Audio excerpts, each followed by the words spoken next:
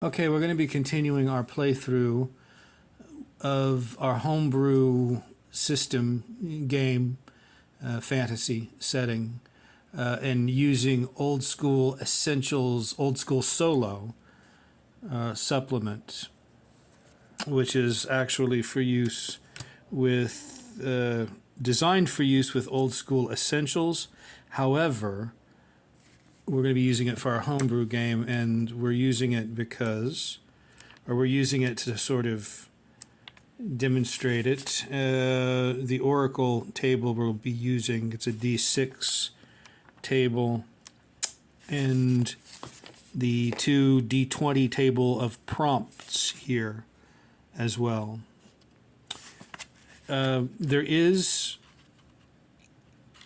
There's encouragement to make your own custom tables. Those are easy enough, and we have them.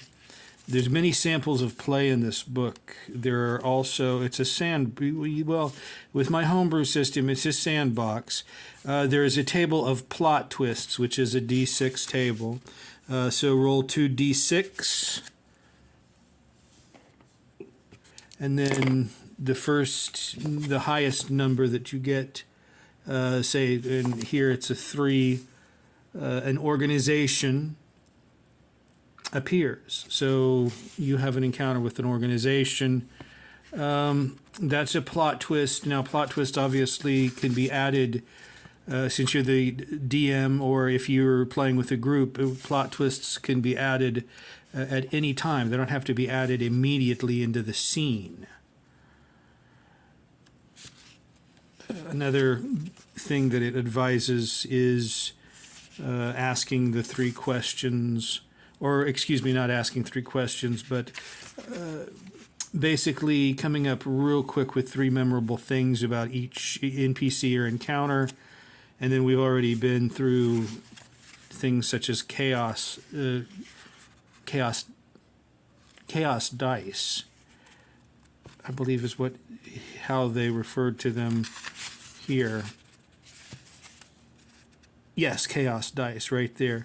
And chaos dice are a great little concept where, depending on how you judge, and you may make up a table for this as well, how you judge the chaos factor, as they would refer to it in the Mythic GM emulator.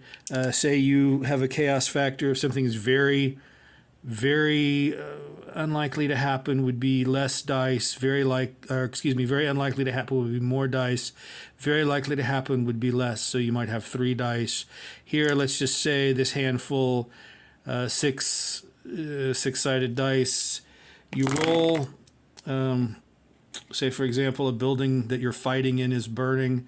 You roll intermittently, and the 6s, how many 6s you get, you take those away, and then you do another turn or round of combat. And then after that, you may pick your dice back up, roll again, you get another 6, you subtract, and as you can see, when you have finally subtracted all the dice, the thing happens. The building burns down, the roof collapses. That's an interesting thing. Our homebrew system is fairly easy to understand. Here's Erwin the Ranger. Where is Erwin? Erwin has deserted me. Erwin, you bad ranger. Oh, is that no? I guess not. There we go. There's Erwin. Erwin the Ranger, who's half elf, has a strength of 5, an IQ of 5, a dexterity of 7. Now that means that in this system we pull cards, and for each card, strength being representative of the spades, intelligence diamonds, dexterity is clubs, and constitution, of course, is hearts. And of course that'll give you, just pulling a card will give you give you a number between As soon as we find, yeah, a number between 2 and 10, such as the 8 of spades, if he pulled that, it would be, I mean, he has a strength of 8, and then the modifier would be higher than +1. To do a check, to do a skill check, you could do it two different ways. You could either pull a card and have Irwin there, if the card is the same number, say 5 of 8 of spades as before, plus the modifier, which will bump it up from 8 to 9. But if it's the same or higher, then the skill, he's successful using the skill. If it's below, not so much. Or you could simply do a d20 roll, a sort of spectrum roll, as it's called in another document about freeform role playing. And the spectrum roll, say 4, goes into 25 times. And rolling anything 4 or below would be extreme failure. Anything below 2 would be extreme, would be just horrible disaster. But anything below 4 would be extreme failure. Anything below 8 would be failure. The range from 8 to 12 would be mixed results or no results, however you interpret it. 12 to 16 is success, and then 16 to 20 would be extreme success, and then 19 or 20 would be bullseye, knocked it out of the park. Okay, so I mean, it's a fairly easy system. Combat is simply 3d6, each side, NPC and PC rolls 3d6 plus the modifier for strength if it's melee, IQ if it's dexterity, and then you try to roll, the opponent, NPC or you, will try to roll over that armor class, and they get to add their, if it's melee combat or dexterity, they get to add their modifier to their roll, and on a d20. So that's one way of doing it, obviously. And then if you hit, you just roll for damage. Now, 3d6 for defense class, roll 3d6, and then subtract. Then the Constitution modifier becomes not a plus but a minus, and you subtract from that 2 in this case. And if you roll beneath that, then you take half damage. Damage being determined by the weapon that you have, but not much of a modifiers here for damage. Hit points are 3d6 plus 10. Add the Constitution modifier to that. Irwin has 16 hit points. He gets to subtract a little bit because he's got some light armor plus 2, a cloak, and he's carrying some different things with him. Not all of these things have to be. We've got other characters too, such as Humbert the Halfling and different characters, but not all of these have to be ironed out right off the bat. All these things have to be ironed out right off the bat. This is your game, your solo game, so you can mix and match systems if you like.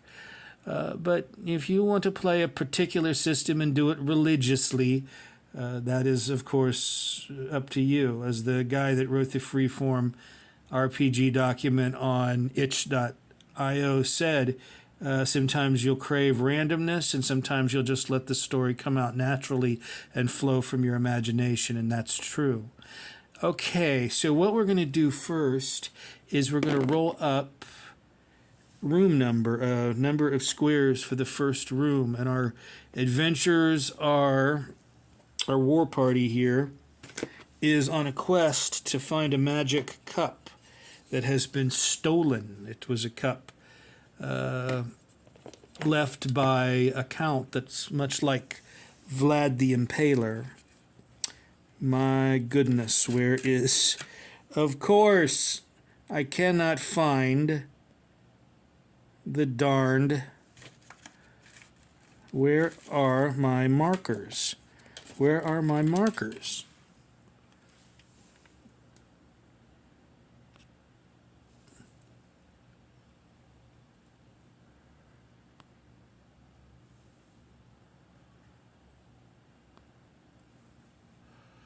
Okay, there are my markers. The first thing we're going to do is we're going to roll up a room. It looks as if there is 16 squares in this room. This is a method borrowed from the Micro Horror RPG. Go ahead and get that 2, 3, 4, and then 5, 6, 7, 8.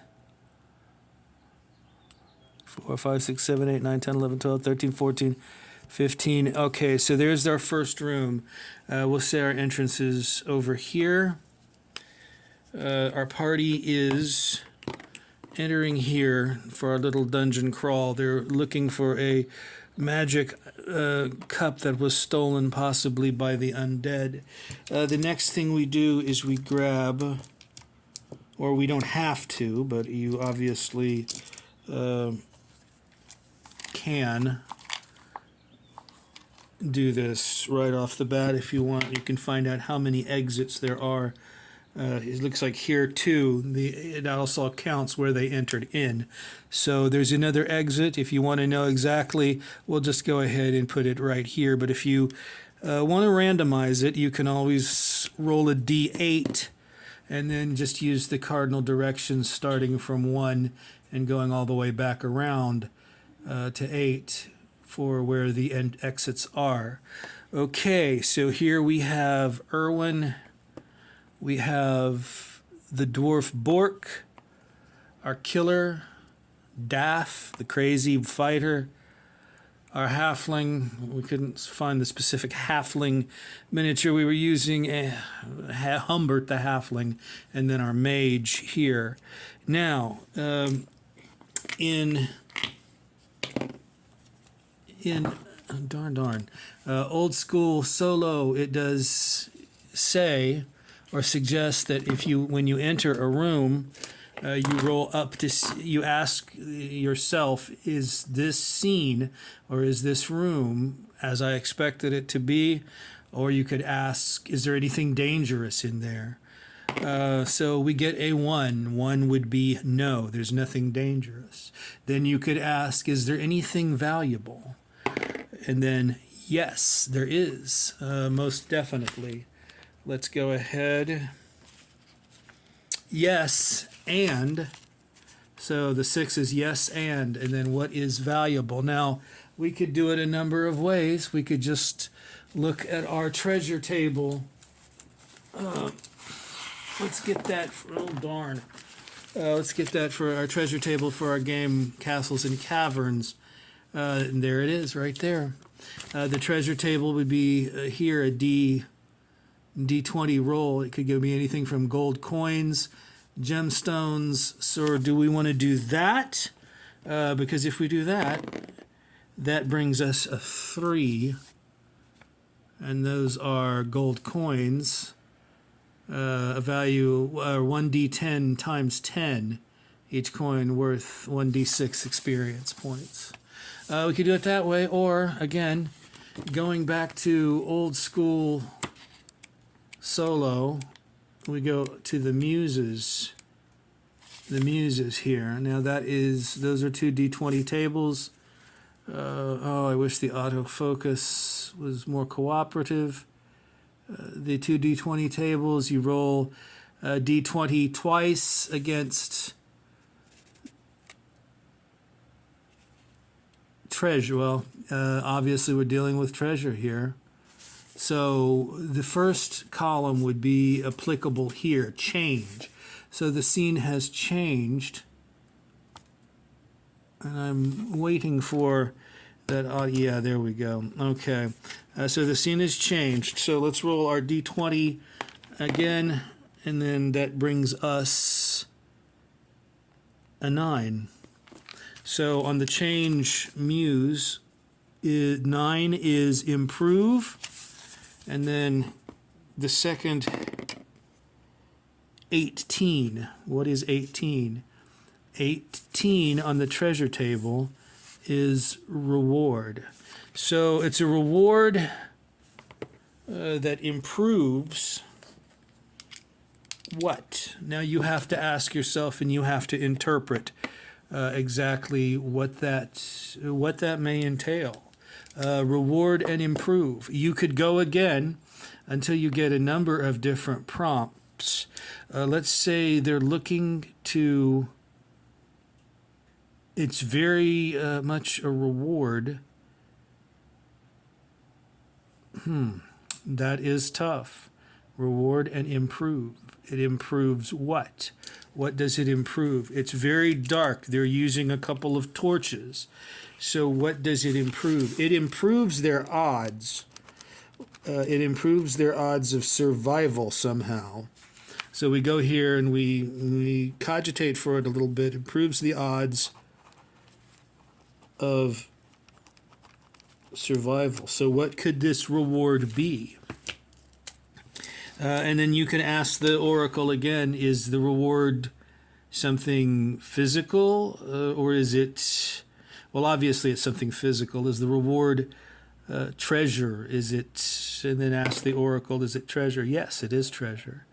And then you just go from there, or if you want to roll again on the muse, then you can obviously do so and interpret that as your characters are going through their dungeon, room by room, clearing it out, fighting the monsters. As far as my own homebrew system, again, instead of simply rolling up random NPC encounters, one thing you can obviously do is you can pull a card to, if you have a table, and then once for every room you could pull a card instead and simply double the value of the card, and then once you've cleared that room of monsters and everything else, you could simply set the card aside, and that would give you 36 from a deck of cards, 36 rooms to clear. We are at 17 minutes so far. I'm still drawing a blank as far as what that reward could possibly be. I may have to go back to the muse table, and of course any roll can be mulliganed, and you can roll again. I may have to go back to the muse table, roll again on the treasure table, and that gives us 13 magic. Well, I knew it was a magic item, and it improves the odds of survival. Let's say that they found a magic ring. That ring guides them or will add to their intelligence as they try to make their way through this dungeon. So we could give them all, or give whoever at least has the magic ring, +1 or 2 modifier to every skill check. Again, now we're at 18, almost 19 minutes. My internet here is from the Middle Ages, so we're going to have to cut it off for now. There are other things I definitely am going to be looking at very soon, including this little thing here I've heard so much about. This system I'm still exploring, White Box.